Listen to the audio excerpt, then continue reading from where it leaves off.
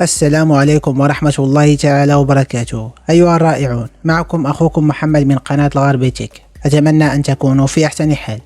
شركة أوبو من الشركات التي تقدم هواتف جيدة على مستوى الفئة المتوسطة، وها هي تستعد لإطلاق هاتف جديد تحت مسمى أوبو A16، والذي سيكون بديلا لأوبو A15 والذي تم الإعلان عنه في العام الماضي. وإن كنت من عشاق التقنية فأدعوك أخي الكريم للاشتراك في القناة وتفعيل الجرس للتوصل بكل الإشعارات والضغط على زر الإعجاب. وعلى بركة الله نبدأ الفيديو.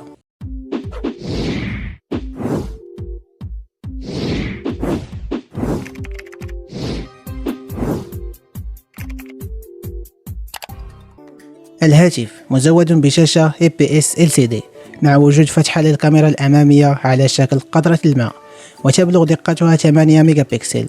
وتأتي الشاشة بحجم 6.52 بوصة بدقة HD+، مما يعطي كثافة بكسلات 269 بكسل في كل إنش، وتبلغ درجة سطوعها 480 شمعة، في حين نجد أزرار خفض ورفع الصوت في الجانب الأيسر.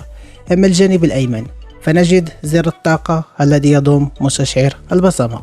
وفي الخلف هناك وحدة كاميرا خلفية ثلاثية العدسات، أولاهم وهي الرئيسية بدقة 13 ميجا بكسل، والثانية بدقة 2 ميجا بكسل مخصصة للماكرو، والأخيرة هي الأخرى بدقة 2 ميجا بكسل لأجل ميزة العزل.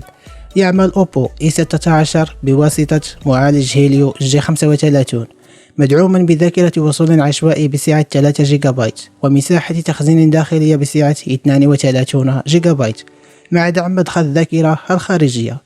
ويأتي الهاتف بنظام تشغيل أندرويد 11 مع واجهة كولور OS إصدار 11.1، وتأتي بطارية هذا الهاتف بسعة 5000 ملي أمبير مع دعم الشحن السريع بقدرة 10 واط، وذلك عبر منفذ USB-C مع وجود منفذ سماعات الأذن 3.5 ملم، إضافة إلى أن الجهاز مزود بمميزات اتصال مثل الواي فاي مزدوج النطاق ودعم شبكات الجيل الرابع. وللإشارة فالهاتف غير مزود بمستشعر الجيروسكوب.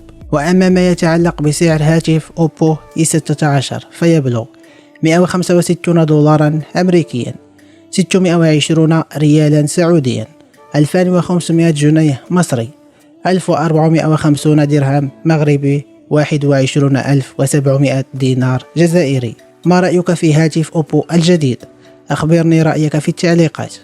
كان هذا كل ما لدي لفيديو اليوم، أتمنى أنكم استفدتم واستمتعتم. شكرا لكم على حسن المتابعة، وأضرب لكم موعدا في فيديو قادم إن شاء الله. دمتم في أمان الله، والسلام عليكم ورحمة الله تعالى وبركاته.